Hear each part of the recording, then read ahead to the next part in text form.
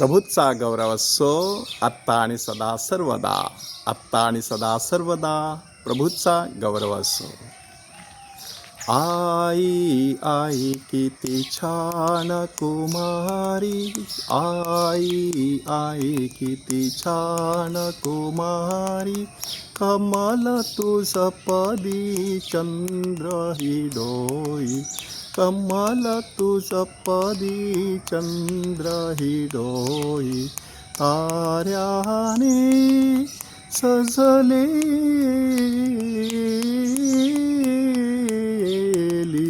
आई आई की छान कुमारी.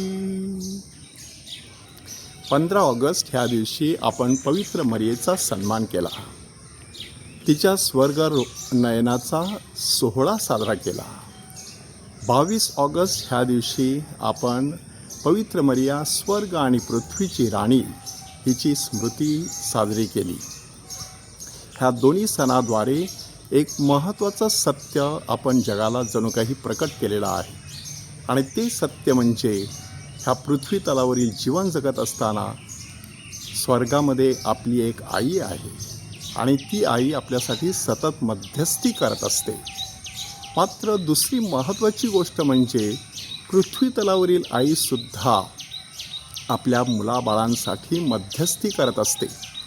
माझा स्वतःचा अनुभव असा आहे की एखाद्या महत्त्वाच्या कामासाठी मी निघायचं असलो तर आईचा आशीर्वाद घेणार, दूर असलो तर तिला एखादा फोन करणार आणि मग ती मला आश्वासन देणार, तू बिनधास्त जा, मी इथे प्रार्थना करत बसलेली आहे, तू यशस्वी होणारच, तुझ्या पाठीशी माझा आशीर्वाद आहे, माझी प्रार्थना आहे, तू बिनधास्त जा. आईचे धीर देणारे हे शब्द माणसाला अंतर्यामी केवढं बलसंपन्न करू शकतात हे मी स्वतः अनुभवलेलं आहे. आज ख्रिस्त सभा अशाच एका आईचा सन्मान करत आहे आणि तिचं नाव आहे संत मॉनिका.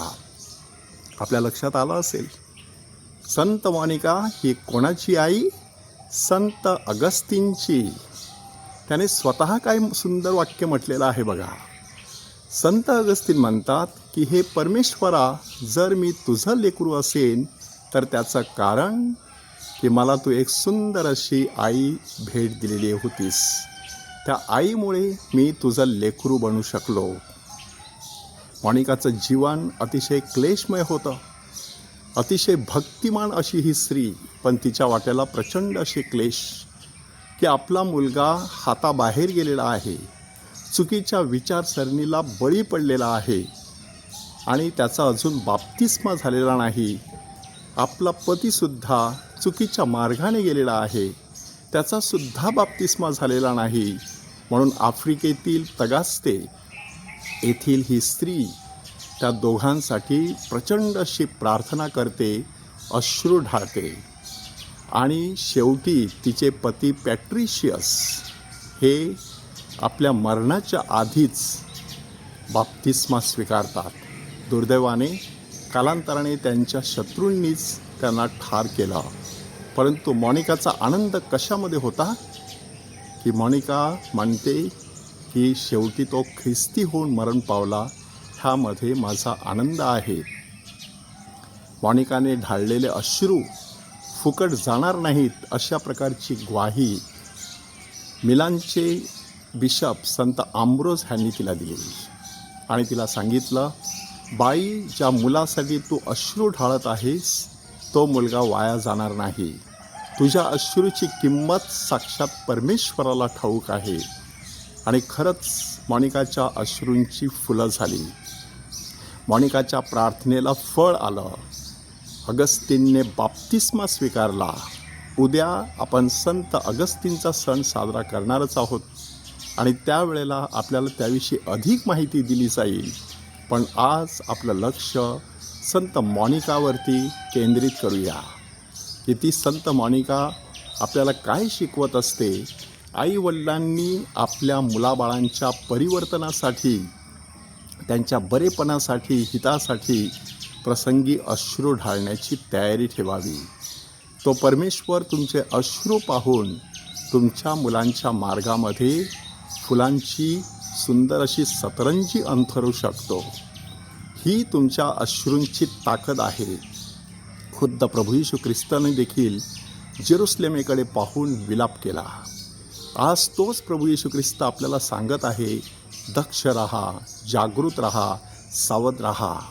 कुठेतरी अंतर्यामीची ती कळकळ की माझ्या लोकांनी चुकीच्या मार्गाने जाऊ नये, योग्य मार्गाने चालावे आणि त्याद्वारे स्वर्गाचं सुख अनुभवावं. आज संत मॉनिकाचा सण साजरा करत असतानाच संत मॉनिका ही स्वतः विधवा होती.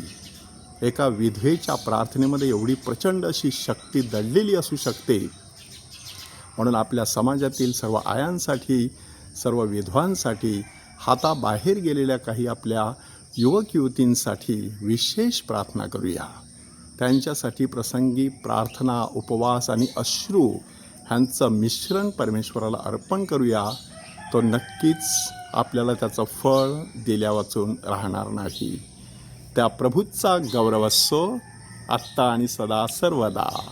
आत्ता आणि सदा सर्वदा प्रभूचा गौरव असो.